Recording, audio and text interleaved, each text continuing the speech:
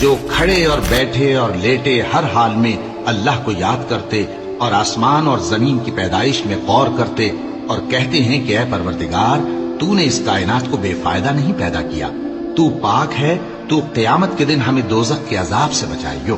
اے پروردگار جس کو تو نے دوزخ میں ڈالا اسے رسوا کیا اور ظالموں کا کوئی مددگار نہیں ہوگا۔ اے پروردگار ہم نے ایک پکارنے والے کو سنا کہ ایمان کے لیے پکار رہا تھا کہ اپنے پروردگار پر ایمان لاؤ، تو ہم ایمان لے آئے۔ سو اے پروردگار ہمارے گناہ معاف فرما اور ہماری برائیوں کو ہم سے دور کر دے اور ہم کو دنیا سے نیک بندوں کے ساتھ اٹھائیو۔